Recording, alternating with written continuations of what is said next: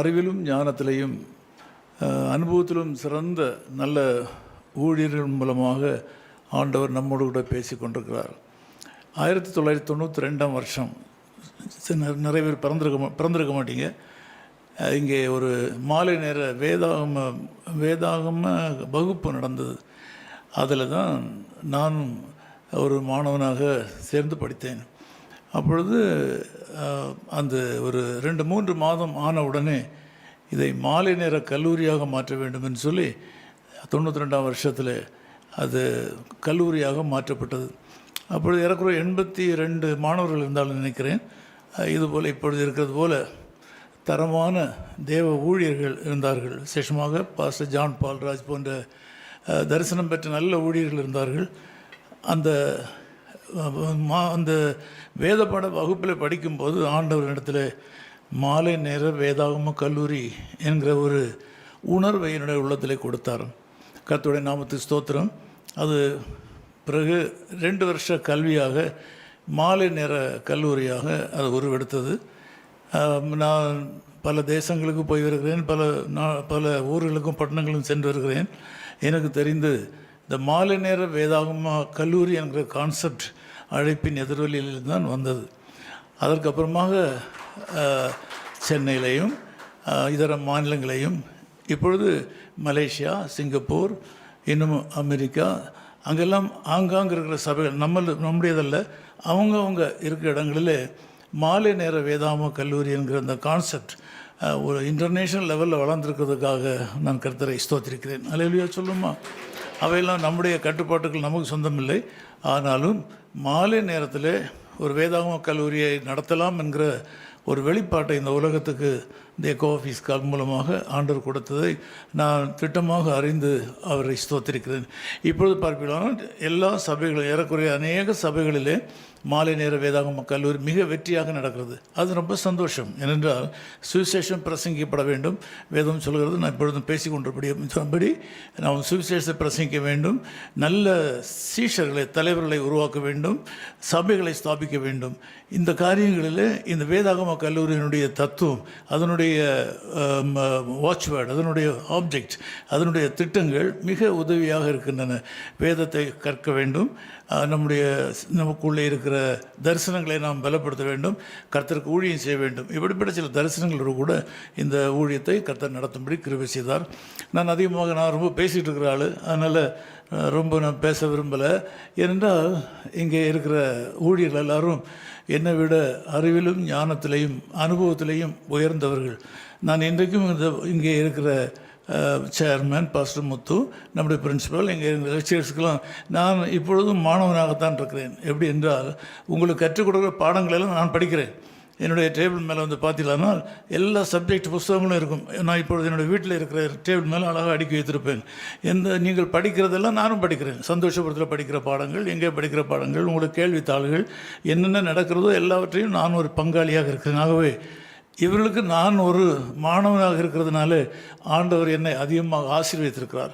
உங்களுக்கு கற்றுக் கொடுக்குற பாடங்களை ஒரு பிள்ளைக்கு சொல்லிக் கொடுக்குறது போல், படிக்கிறது போல் நானும் அதை கற்று என்னுடைய வாழ்க்கையில் அனுபவிக்கிறேன். அதனால் ஒரு நல்ல தலைமை சபையும் ஏராளமான கிளை சபைகளையும் கொண்ட சபைகளை உருவாக்கவும், நல்ல ஊழியர்களை உருவாக்கவும், அவர்களுக்கு ஆர்டினேஷன் கொடுக்க முடியாகவும், அவர்களை ஊழியத்தில் உறுதிப்படுத்த முடியாகவும் கர்த்தர் வேண்டிய கிருபைகளை கொடுத்திருக்கிறார். ஒரு வெற்றியுள்ள ஒரு ஊழியத்தை நான் செய்கிறேன்.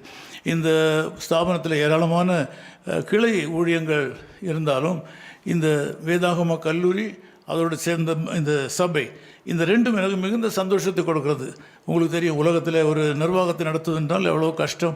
அரசாங்கத்தோடு போராட வேண்டும், உலகத்தோடு போராட வேண்டும், சமுதாயத்தோடு போராட வேண்டும், பொருளாதாரத்தோடு போராட வேண்டும். பலவிதமான போராட்டங்கள் இருந்தாலும் இந்த வேதாகம கல்லூரி, அதோடு இணைக்கப்பட்ட சபைகள் மிக சந்தோஷத்தையும் மனம் மகிழ்ச்சியும் எனக்கு கொடுக்குறபடினால நீங்கள் எல்லாரும் கர்த்தருக்கு ஊழியம் செய்ய வேண்டும் என்று உங்களை நான் உற்சாகப்படுத்துகிறேன்.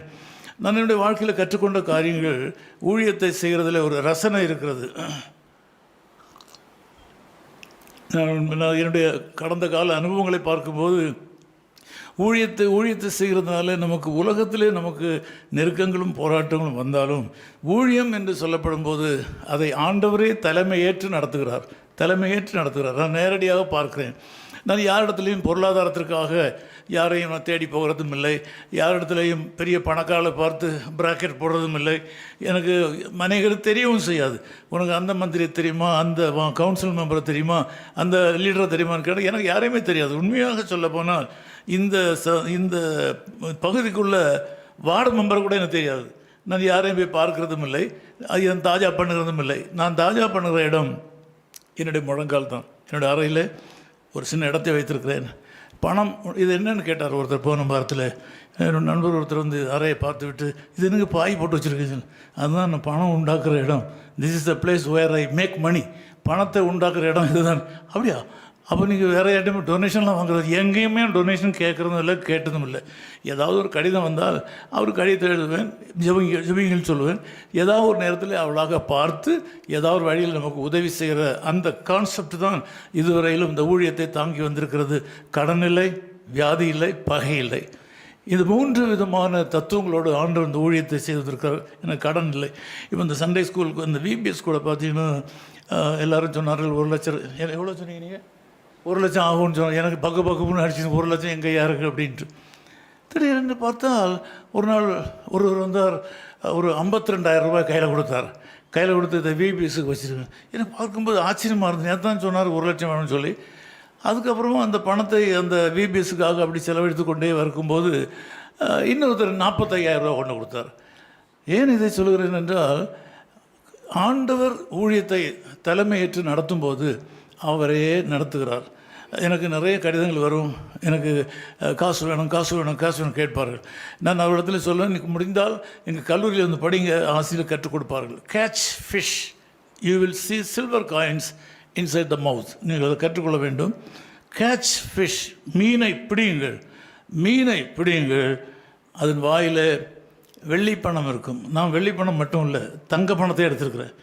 இந்த மாதிரி நான் பீச்சில் போய் நான் சுவிசேஷ பிரதிகளை கொடுத்த காலங்களில் இந்த இந்த திருவல்லிக்குடியில் எல்லா வீடுகளுக்கும் நான் ஏறி இறங்கியிருக்கிறேன். ஏறக்குறைய எல்லா வீடுகளும் நான் ஏறி இறங்கியிருக்கிறேன். மாடி எல்லா இடங்களும். எனக்கு அந்த காலங்களில் எனக்கு நல்ல ஏறி இறங்க ஒரு சக்தியை கொடுத்தாரு. இப்போ கூட ஏறி இறங்குறேன், ஒன்றும் கஷ்டம் இல்லை. ஆனால் சுவிசேஷத்தை நான் பிரசங்கிக்கும்போது நம்முடைய தேவைகளை ஆண்டவர் சந்திக்கிறார். Catch fish, you will see silver coins inside the mouth. நான் அதைத்தான் அபியாசம் பண்ணுகிறேன். எப்பொழுதாவது எனக்கு பொருளாதாரம் தேவைப்படுமானால் நான் தேவ சமூகத்தில் காத்திருந்து ஜெபிக்கிறேன். நான் அந்த ஆண்டவருக்கு பெற்றுக்கொள்கிற தரிசனத்தை சபைக்கு சொல்கிறேன். சபையாரிடத்தில் காணிக்க போடு, காசு கொடு காசு கொடு காசு கொடு எல்லாம் பிரசங்கம் பண்ணுறதில்லை. வருஷத்தில் ஒரு நாள் அவள் சொல்லுவேன், கொடுக்கிறதுனால உள்ள ஆசீர்வாதத்தை சொல்லுது. அதற்கப்புறமாக ஆசீர்வதிக்கப்பட்டவர்கள் இங்கே செருப்பு தைக்கிற நிலையிலிருந்து இந்த திருவல்லிக்கணியில் இருக்கிற மிக உயர்ந்த கட்டிடங்களை சொந்தமாக கொண்ட பெரிய பணக்காரர் வரையிலும் இந்த சபையில் இருக்கிறார்கள். அவர்கள் எல்லாரும் ஒரு காலத்தில் தரித்திரத்தில் வாழ்ந்தவர்கள், கடனிலே வாழ்ந்தவர்கள், அவர்கள் பண கஷ்டத்தில் வாழ்ந்த அந்த ஒரு கட்டிடம் வந்து மிக உயர்ந்த கட்டிடம் என்று சொல்கிறேனே, அந்த கட்டிடம் ஒரு தடவை மூழ்கி போய்விட்டது, மூழ்கி போகிற நிலைமை.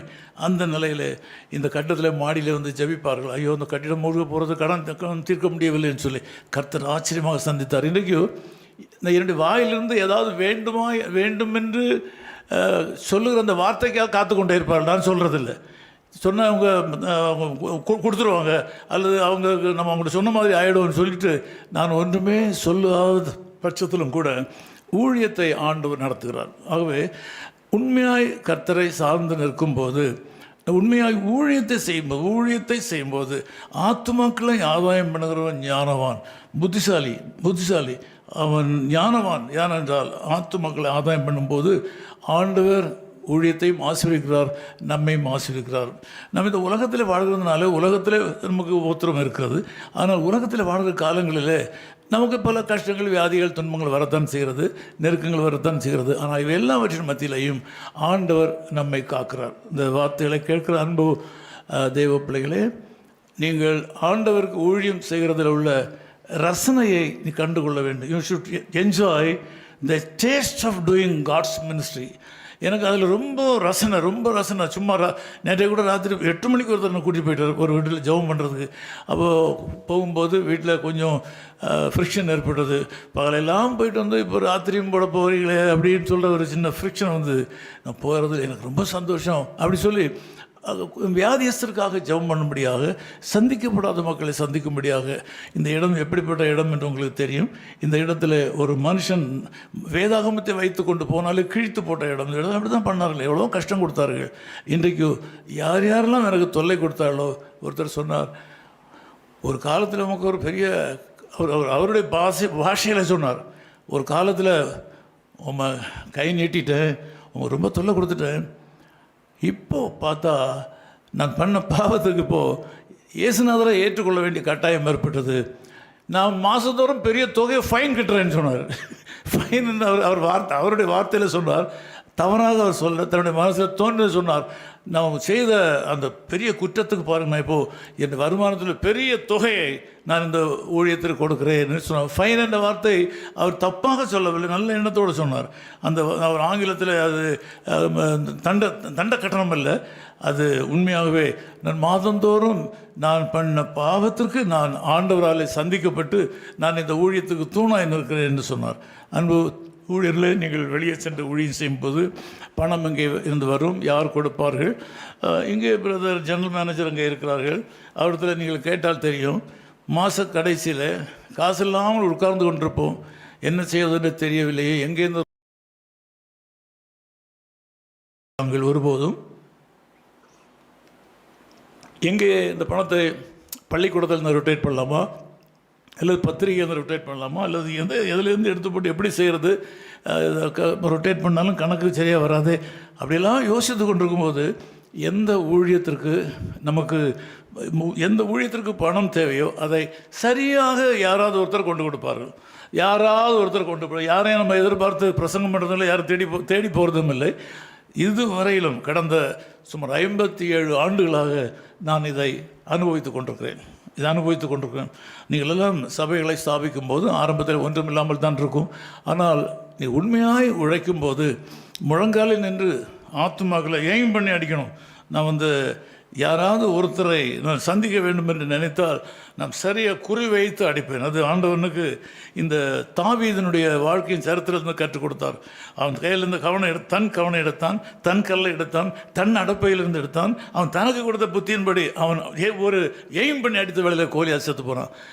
இதே மாதிரி என்னுடைய வாழ்க்கையில் இந்த ஏரியாவில் உள்ள ஏராளமான கிறிஸ்தவர் அல்லாதவர்கள், கிறிஸ்தவர்களுக்கு துரோகம் பண்ணுகிறவர்கள், அப்படிப்பட்ட சமுதாயத்தில் உள்ள மக்களை எல்லாம் நான் எய்ம் பண்ணி அடித்திருக்கிறேன். எய்ம் பண்ணி அடித்தால் அவள் இந்த சபையில் ஒரு பெட்டிப்பாம்பு மாதிரி அடங்கியிருப்பார்கள்.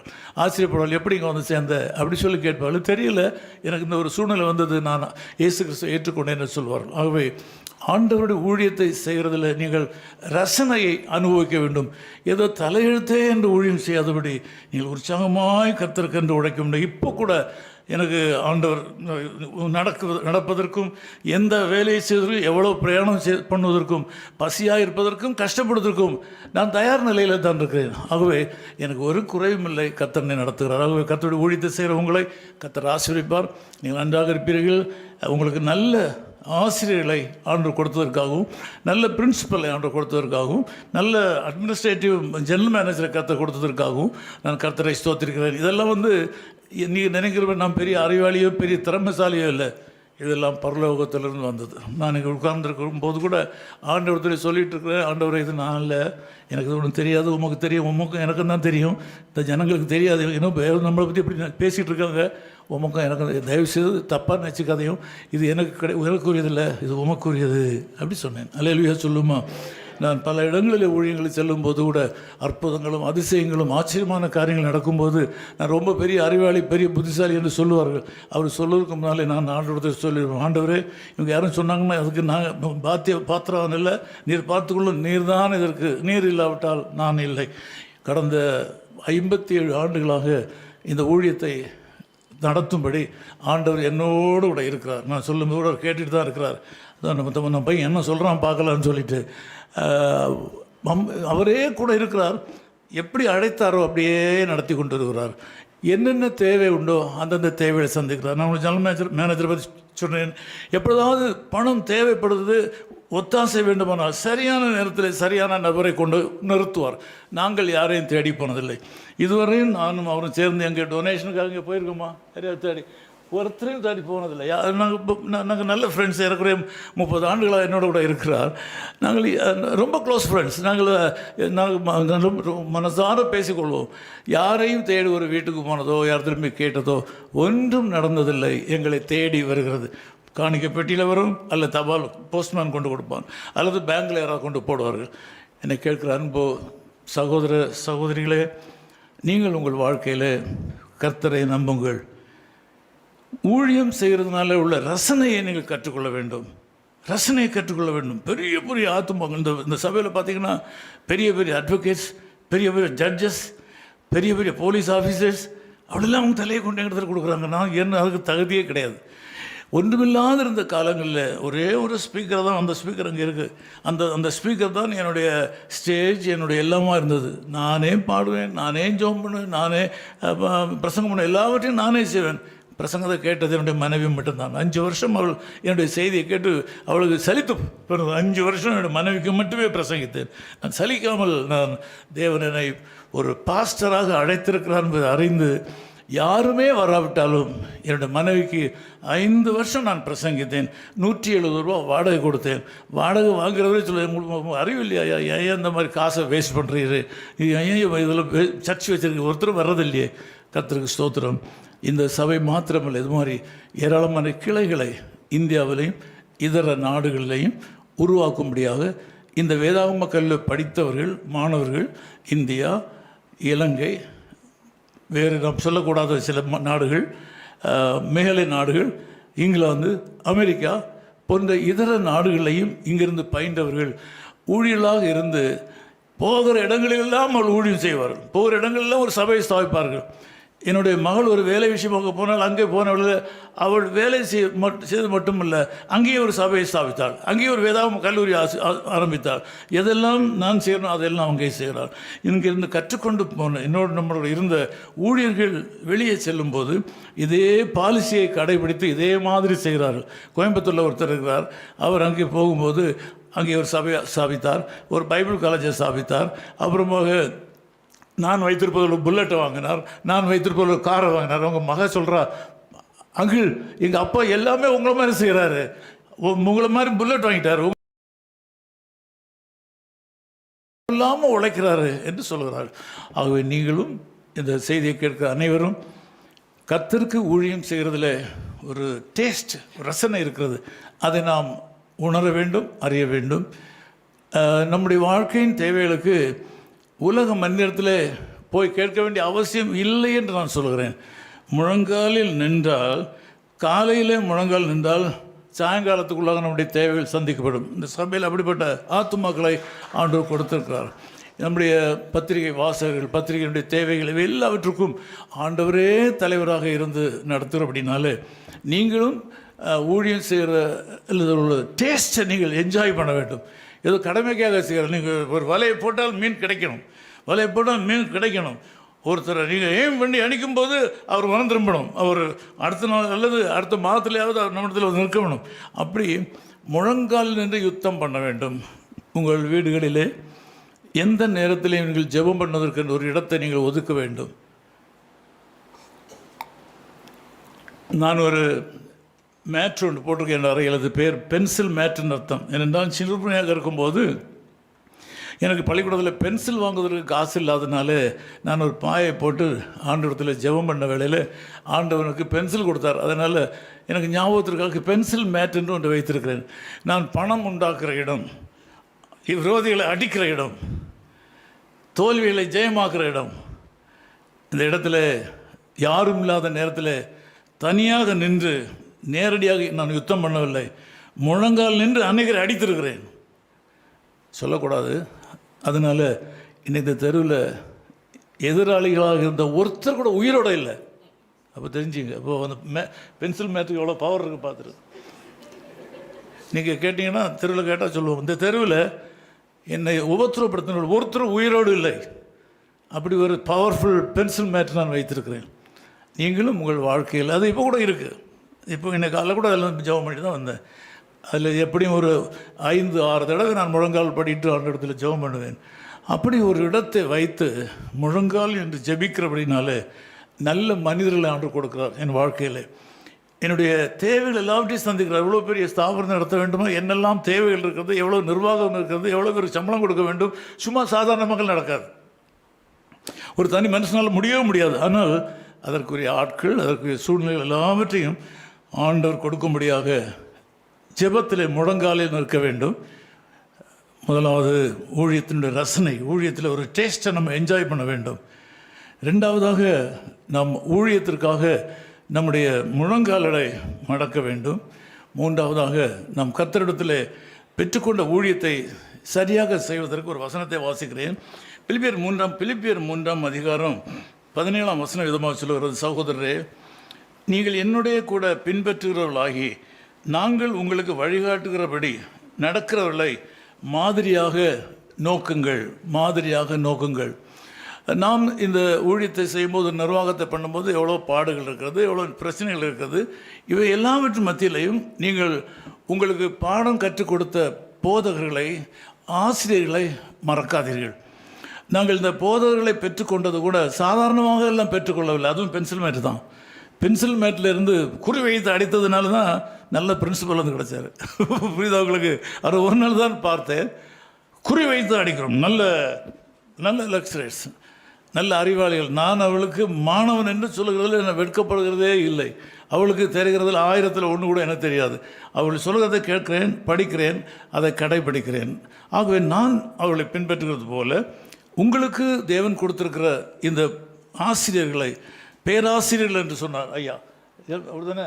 பேராசிரியர், உங்களுக்கு கொடுத்த பேராசிரியர்கள், கல்விமான்கள், அறிவாளிகள், ஞானிகள், அவ்வளோதெல்லாம் நின்று கூட பேசுவது கூட நாங்கள் தகுதி இல்லை. நான் என்னுடைய அறையில் அவள் பேசி கொண்டிருக்கும் போது அவள் பேசுகிற ஒவ்வொரு வார்த்தையும் கேட்டு நான் எவ்வளோ வாழ்க்கையில் நான் பாடங்களை கற்றுக்கொண்டிருக்கிறேன். ஆகவே நான் முடிக்கிறேன். சகோதரரே, நீங்கள் என்னுடைய கூட பின்பற்றுகிறவர்களாகி, ஆண்டவராகிய இயேசு கிறிஸ்துவை பின்பற்றுங்கள். நாங்கள் உங்களுக்கு வழிகாட்டுகிறபடி நடக்கிறவர்களை மாதிரியாக நீங்கள் நோக்குங்கள். வாழ்க்கையில் உங்களுக்கு கற்றுக் கொடுத்தவர்களை நீங்கள் மறக்கக்கூடாது. தேவன் உங்களுக்கு வேதத்தில் பல இடங்களை நான் படித்திருக்கிறேன். இதுமாக கற்றுக்கொண்டவர்களை மதிக்க வேண்டும், அவர்களை நேசிக்க வேண்டும், அவளுக்கு ஜெபிக்க வேண்டும். பல காரியங்கள் இருக்கின்றன. நான் என்னுடைய வார்த்தையை முடிக்கப் போகிறேன். இன்னும் சில பகுதிகள் இருக்குது. அப்படின்னாலே நான் உங்களை நேசிக்கிறேன். நான் மறுபடியும் உங்களை எல்லாம் தனித்தனியாக சந்தித்து பேச வேண்டும் என்று நான் யோசித்து கொண்டு, உங்களுடைய ஊழிய பாதையில் எப்பொழுதாகிலும் உங்களுக்கு எந்த விதமான கஷ்டங்கள் வந்தாலும் நமக்கு யாரும் இல்லையே என்று நீங்கள் நினைக்க வேண்டிய அவசியமில்லை. நீங்கள் ஓடி இங்கே சேப்பாக்கத்துக்கு வரலாம். ஒருவேளை என்னால் ஒரு பெரிய காரியத்தை சாதிக்க முடியாவிட்டாலும் அதற்கு எளிதான வழிகளை நான் உங்களுக்கு சொல்லிக் கொடுக்க முடியும். உங்களை காப்பாற்ற முடியும். உங்களை உயர்ந்த இடத்துல கொண்டு நிறுத்த முடியும். நீங்கள் ஒரு ஊழியத்தை ஸ்தாபிக்கவோ, அதில் ஸ்தாபித்த ஊழியத்தில் உங்களுக்கு கஷ்டங்கள் வருமானால், உங்களால் மேற்கொள்ள முடியாத பட்சத்தில் நான் தான் சரியான ஆள். நீங்கள் வேறு எங்கேயும் வக்கீல்கிட்ட போக வேண்டியதில்லை, டாக்டர் இடத்துல போக வேண்டியதில்லை, பேங்க் மேனேஜர்கிட்ட போக வேண்டியதில்லை, லோன் வாங்குறது இடம் உண்டான்னு பார்க்க வேண்டியதில்லை, யாராவது காசு கொடுப்பார்களான்னு சொல்லி டொனேஷன் புக் அடிச்சுட்டு தெரு அலைய வேண்டிய அவசியம் இல்லை. இருந்த இடத்துல நீங்கள் உங்கள் வாழ்க்கையில் அசாதாரணமான காரியங்களை கற்றுக் கொடுப்பதற்குரிய வழிமுறைகளை நாங்கள் கற்றுக்கொள்ள முடியும். உங்களுக்கு உதவி செய்ய முடியுமா? யாரும் இல்லை என்று நினைக்காதீர்கள். இங்கே படித்தவர்களுக்கு நாங்கள் தான் உங்களுக்கு அப்பாவும் அம்மாவுமாக இருப்போம். உங்கள் வாழ்க்கையில் எல்லாவற்றுக்கும் நாங்கள் உங்களுக்கு கூட இருப்போம். ஆகவே நீங்கள் மறந்து விட வேண்டாம். இங்கே உங்களுக்கு கற்றுக் கொடுத்த பேராசிரியர்கள், பிரின்சிபல், எங்களுடைய ஜெனரல் மேனேஜர், நான் இருக்கிறேன். நாங்கள் எல்லாரும் சேர்ந்து நாங்களுக்கு உதவி செய்வோம். கேட்ச் ஃபிஷ், முதலாவது ஊழியத்தில் ரசனை. ரெண்டாவது கேட்ச் ஃபிஷ். நீங்கள் 100 பேருக்கு, நான் இந்த பீச்சில் போய் கைப்பிரதி கொடுக்கும்போது தான் கவர்னரை சந்தித்தேன். இந்த பீச்சில் போய் டிராக்ட் கொடுக்கும்போது தான் பெரிய பெரிய பணக்காரர்களெல்லாம் சந்தித்தேன். அதனால் எனக்கு எவ்வளோ வாழ்க்கையில் உயர்வுகள் எல்லாம் பெற்றிருக்கிறேன். ஆகவே 100 கைப்பிரதிகளை ஞானமாக கொடுத்தால் அதில் ஒருவராவது உங்களுக்கு என்ன என்று கேட்பார்கள். உங்களுக்கு உதவி செய்ய அங்கே இருந்து எழும்புவார்கள். ஆகவே தெருவாக பணத்தை தேடி அலைய வேண்டியதில்லை. நீங்கள் ஊழியத்தை செய்யுங்கள், கர்த்தர் உங்களுடைய தேவைகளை சந்திப்பார். கடைசியாக நீங்கள் யாரிடத்திலிருந்து கற்றுக்கொண்டீர்களோ உங்கள் பேராசிரியர்களையும் உங்கள் வழிநடத்தினர்களையும் நீங்கள் படித்த கல்லூரியும் மறக்காமல், சேர்மேன் பாஸ்டர் முத்து ஐயா சொன்ன மாதிரி, நீங்கள் ஒவ்வொருவரும் குறைந்தபட்சம் 2 பேரையாவது நீங்கள் கர்த்தருக்குள் வழிநடத்தி, நீங்கள் உண்மையிலேயே ஆசீர்வதிக்கப்பட்டது அது உண்மைதான் என்றால் பிறரும் ஆசீர்வதிக்கப்படும்படியாக எப்படியாவது 2 பேரை இந்த வேதாகம கல்லூரியில் கொண்டு சேர்க்க வேண்டும். இதிலிருந்து இன்னும் ஏராளம் பேர் எழும்ப வேண்டும். இந்தி வேதாகம கல்லூரி கூட ஆரம்பிக்கிறோம். போன வருஷம் நடத்த முடியவில்லை, மாணவர்கள் கிடைக்கவில்லை. இந்த வருஷத்தில் நடத்துகிறோம். இந்தி வேதாகம கல்லூரி, சந்தோஷபுரத்தில் வேதாகம கல்லூரி, வேளச்சேரியிலையும் எங்களுக்கு மாணவர்கள் கிடைத்தால் அங்கேயும் ஒரு வேதாகம கல்லூரி, தமிழ் வேதாகம கல்லூரியை ஆரம்பிக்க வாய்ப்புகள் இருக்கின்றன. சகல வசதிகளும் இருக்கின்றன. எல்லா விதத்திலையும் ஆண்டவர் நம்மை ஆசீர்வதித்திருக்கிறார். ஆண்டவர் உங்களை ஆசீர்வதிப்பாராக. நான் உங்களுக்கு ஜெபிக்கிறேன். நேசப்பிதாவே, உமக்கு ஸ்தோத்திரம். பல காரியங்களை சொல்ல வேண்டும் என்று நினைத்தாலும் காலத்தின் கட்டாயத்தினாலே ஆண்டவரை இன்னும் பல காரியங்கள் இருக்கிற அப்படின்னாலே நான் இவர்களுக்கு சொன்னதை நீங்கள் இருதயத்திலே பதிய வைத்து இவர்களை கொண்டு பெரிய காரியங்களை செய்வீராக. முதலாவது ஊழியத்திலே உள்ள ரசனை அவள் அறிய வேண்டும். ஆண்டவர் அதுக்கு ஒரு வழிமுறையை கற்றுக்கொள்ள வேண்டும். Cash fish and you will see silver coins inside the mouth. Sometimes you will see golden coins also. ஆண்டவரே, மீனை பிடித்தால் ஊழியத்தினுடைய சகல ஆசீர்வாதங்களையும் கர்த்தர் தருவார் என்பது அறிந்து உலகத்துக்கு நேராக போகாதபடி சுவிசேஷ பணியை செய்யும்படியாக, ஆத்துமக்களை ஆதாயம் பண்ணி ஞானவான்களாக மாறும்படியாக ஆண்டவர் கிருபை செய்வீராக. அவள் கற்றறிந்த காரியங்களை யார் யார் கற்றுக் கொடுத்தாலோ அவர்கள் பேராசிரியர்கள் இந்த வேதாகம கல்லூரியை மறக்காமல் ஆண்டவர் இங்கு நடக்கிறது போல தங்கள் ஊழியத்தை ஒழுங்காக, நேர்மையாக, சிறப்பாக செய்யும்படியான ஞான இருதயத்தை இந்த மக்களை கொடுத்து அனுப்ப வேண்டும் என்று ஜெபிக்கிறோம். அநேக தங்கள் வாழ்க்கையில் எப்படியும் ஊழியம் செய்யலாம் என்று சொல்லி தாறுமாறாக ஊழியம் செய்யாதபடி ஒழுங்காக, ஞானமாக, தேவ வழிநடத்தின்படி நீதியான ஒரு ஊழியத்தை செய்யும்படி இவர்கள் எல்லாருக்கும் வேண்டிய கிருபைகளை கொடுப்பீராக. நல்ல போதகர்கள், நல்ல தலைவர்கள், நல்ல ஆசீர்வாதமான ஊழியர்களாக இந்த மக்களை ஆசீர்வதித்து நாங்கள் அனுப்புகிறோம். இவர்களுக்கு பாடம் கற்றுக் கொடுத்த எல்லாரையும் ஆசீர்வதியும், உதவி செய்த எல்லா மக்களையும் ஆசீர்வதியும். சகல கனத்தையும் மகிமையும் நீர் எடுத்துக்கொள்ளும். இயேசு கிறிஸ்துவின் நாமத்தில் ஜெபிக்கிறோம் பிதாவே, ஆமென். ஆண்டவர் உங்களை ஆசீர்வதிப்பாராக.